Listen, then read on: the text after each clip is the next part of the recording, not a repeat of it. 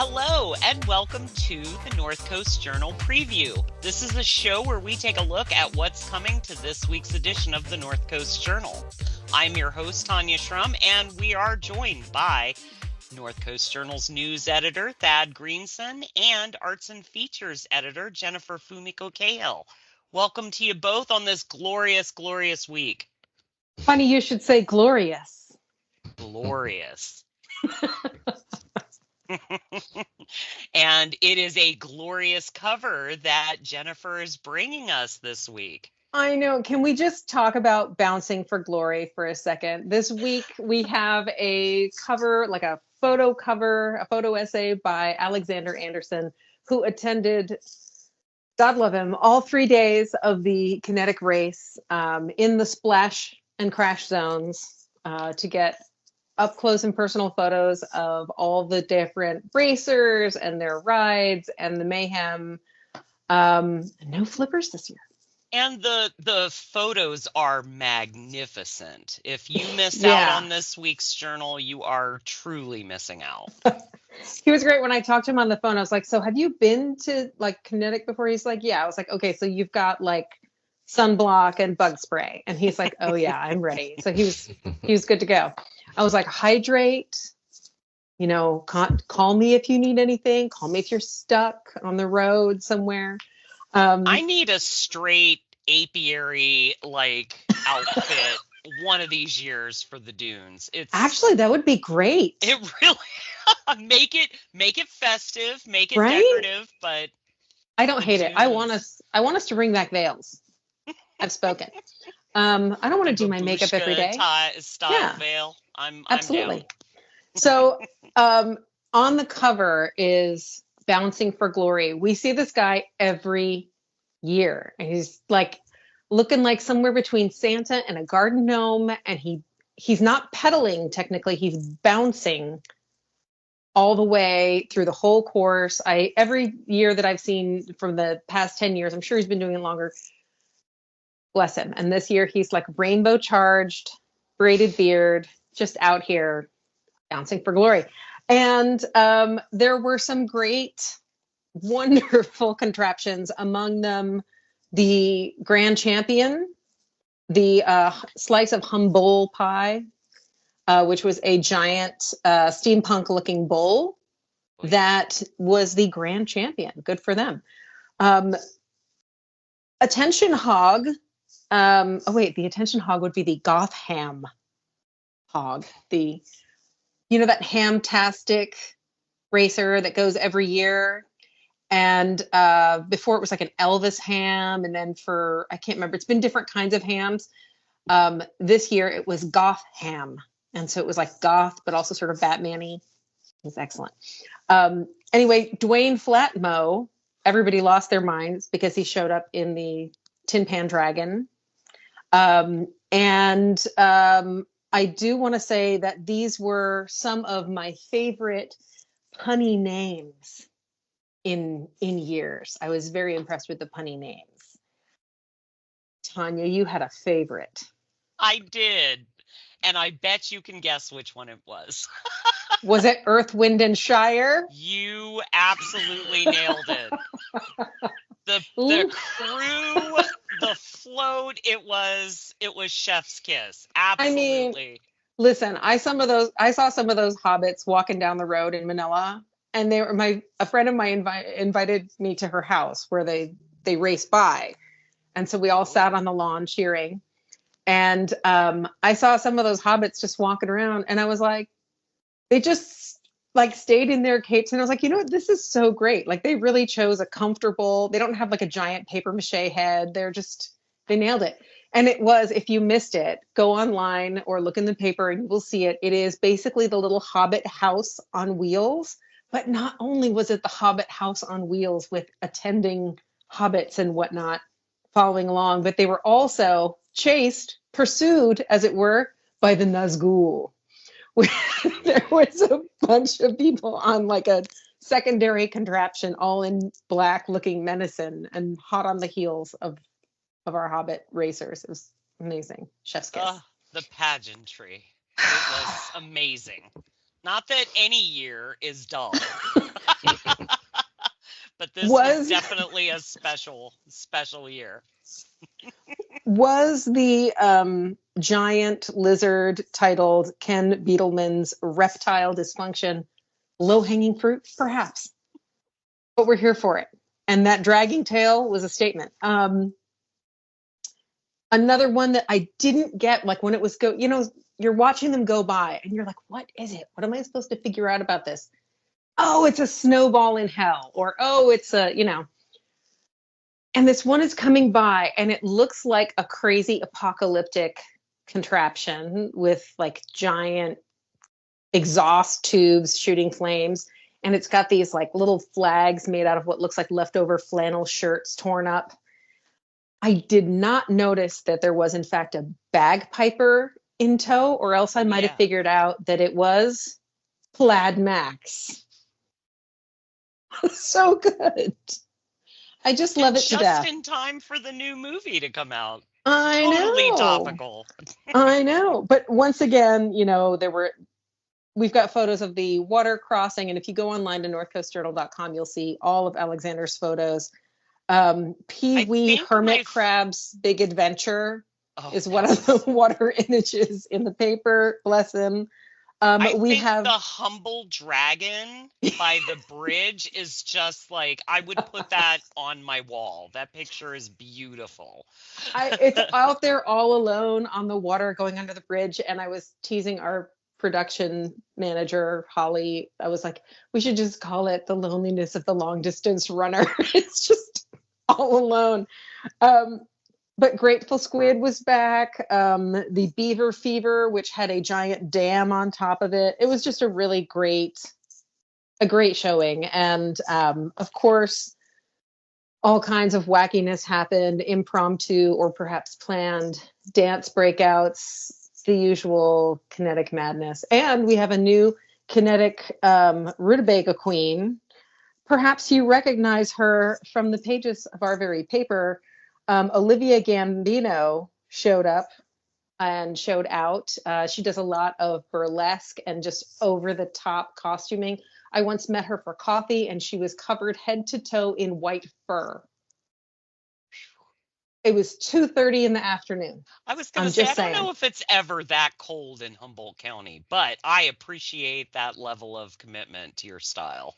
The boots were white fur. I'm just saying. Incredible. And that's just her regular persona. That's not even her stage persona. Once again, chef's kiss. Anyway, go check it out. It's a lovely sort of denouement to a 3-day weekend of absolute insanity. So happy Kinetic, Humboldt. Happy Kinetic indeed. And we had a lovely, lovely weekend for it. That we did. Well, we're going to come back to some Jennifer soup. But we're going to pivot to our wonderful Thad, who has a marvelous news story this week, catching us up on a previous installment. Yeah, we have this week the final chapter, as it seems anyway. Never can be too sure, but of the saga of Judge Greg Kreiss, who folks will remember was kind of the bombshell of this past election season when, I think about a month out from the primary, the Commission on Judicial Performance, which is the oversight body for judges in California, issued just kind of a scathing accusation. I think it was 22 counts of alleged misconduct and ethics code violations against Judge Kreiss. And really ran the gamut of just like all kinds of alleged behaviors that the commission found improper for a sitting judge. Everything from failing to disclose relationships with litigants and attorneys in his courtroom, folks he was friends with or folks that he'd worked with, and failing to disclose that and at times recuse himself, to really infringing on people's due process rights, not allowing folks in family law court to address the court before he made a ruling, things like that, all the way to a couple allegations of sexual misconduct and substance use, drinking and driving. So just kind of a whole smorgasbord. He very vehemently denied these allegations, or at least the vast bulk of them at the time. He filed kind of answer to the complaint, and then was resoundingly voted out of office in March. And because California moved up its primary, we have this weird thing, especially in local elections, where we have elections decided in March, where the incumbent then remains in office until January, even if they've been voted out. And so it kind of raised some questions about what would happen with Judge Kreiss and whether he would remain on the bench until January, and whether this Commission on Judicial Performance process would kind of run its course. So kind of a bombshell dropped yesterday that the commission released what's called a stipulation agreement, which is basically a plea agreement, but in commission terms. And they'd negotiated an agreement with Judge Kreiss where he agreed to resign his office and never seek judicial office in California again, and admitted to 17 counts of wrongdoing, which incorporate, I think, almost 70 allegations of wrongdoing. So, what he did not admit to what were the most kind of salacious allegations, the allegations that made this story land in Rolling Stone and other kind of national outlets at the time. But what he did admit to is a lot of judicial misconduct, and so a lot of failing to disclose relationships, a lot of failing to disqualify himself from hearing cases involving his friends and things like that, and then a lot of just kind of being discourteous, belittling either litigants or attorneys in his courtroom, and just kind of behaving in a way that was the commission found improper to be as a judge. And so those are no longer disputed. Again, he has admitted those. And is no longer a judge in Humboldt County. So the Humboldt County Superior Court sent out a press release yesterday announcing that Kelly Neal, an incumbent judge, will take over as the presiding judge of Humboldt County, which is essentially the chief judge locally who sets calendars and judicial assignments and stuff like that. And that will have, I think, a steady stream of visiting judges from other areas filling Judge Kreiss's courtroom until April Van Dyke, who won the election, is seated in January. Well, it definitely sounds like a case of corruption getting to your head when you have power. So I could not be more pleased that this was how they moved forward. Yeah, I mean, one of the things that the commission kind of hammered over and over again in the stipulated agreement was, that the types of conduct alleged and admitted to in this case are, again, while not as salacious as some of the allegations that Judge Kreiss were facing, but really cut to the core of public faith in the judicial system. And so when you go into court, you expect the judge to be a neutral third party. You don't expect them to be friends with your opponent's attorney, and things like that. And so, the commission, really said that they took this case, very, very seriously, and that this outcome, while negotiated, is about as severe an outcome as they could have arrived at had they followed through with going to a hearing on all the charges. And essentially, because Judge Kreiss was leaving office soon, they felt like it was in the best interest to get him to resign immediately and to secure him being barred from holding another judicial position in California. Well, I definitely can say that based on what I read in your first story, I wouldn't want him as a coworker, let alone a judge. Well, yeah, I mean, certainly there is, again, attorneys in his courtroom who felt belittled or jokes were made at their expense. Or even downright threatened. One of the allegations I found most troubling in the initial complaint was, there's this allegation that he had a workplace affair, and then when another employee had kind of brought it up in the workplace, that he had accused her of lying and basically had gotten her fired, and he did not admit to that allegation. So there's a number of the kind of more serious stuff that he did not admit to. Doesn't mean it wouldn't have been provenable if if the commission went to a hearing, but they felt like the 17 counts that he did admit to was plenty to get this off the commission's plate and get him off the bench and allow everybody to move forward. Well, I am just happy that it sounds like justice was in the correct balance for this situation. Fingers crossed. Yeah. Well, Thad, do you have any final thoughts about your report this week? No, I mean, I guess I just, reiterate, I think I said this when we talked about this case before, but just how rare something like this is. The Commission on Judicial Performance receives gobs and gobs of complaints every year. I think 1,400 last year, and just really rarely kind of mets out this type of discipline. And so it is an indication that the conduct that was alleged and admitted to is beyond the pale of kind of normal course of people making mistakes or acting out here and there. Absolutely, and that's the good news for sure. Yeah. That this particular situation is not the norm. Yeah. All right. Well, Thad, thank you for this story. And with that, we'll pivot back to Jennifer. And the soup is on.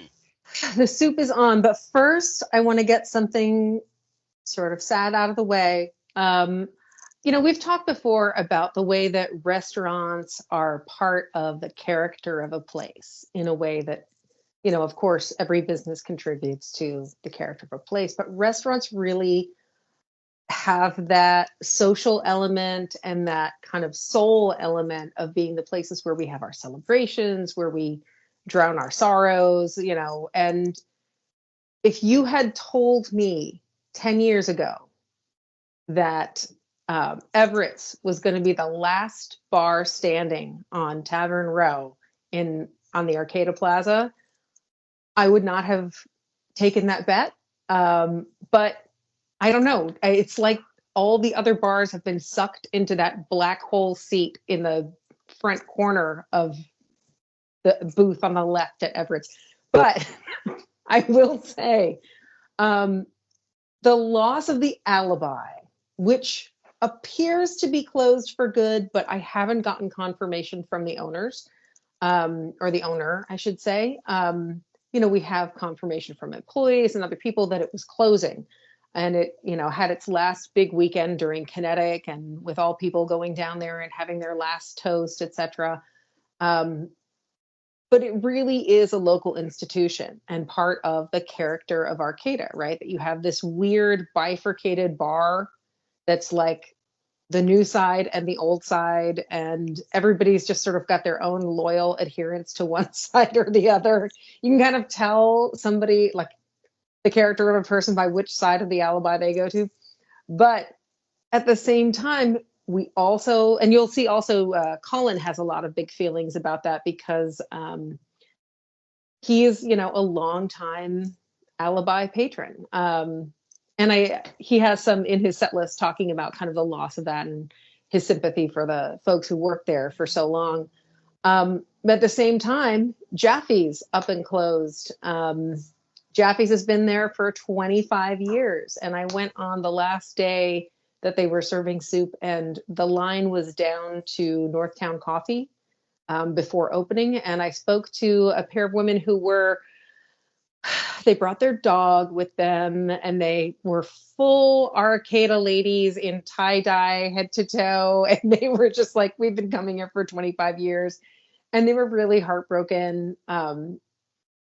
They got a ton of to go. But it was really something to see people feel like, okay, this was, again, an Arcata institution, part of the character of the neighborhood, part of the ritual of, going to school at Humboldt State University, as it was going to Jaffe's for a cheap bowl of soup. If anybody has the Thai chicken curry soup recipe, you know how to reach me. But on to happier things and looking forward. Speaking of soup, St. Vincent de Paul, you may recall we've written in the past about how the St. Vincent de Paul free dining facility in Eureka feeds a ton of people. It turns out they've fed something like 4.5 million people throughout their existence. And once again, I got to speak to Mark Campbell. Mark Campbell, of course, he runs a soup kitchen. Anyway, I wasn't going to say it. I'm glad I know, you did. but he's absolutely built for this. Wait till his little friend shows up. He is kind of one of the main volunteers and cooks at the dining facility. And he used to work there paid. He's worked in restaurants basically his whole adult life, but he's trained as a ceramicist, which we've written about before.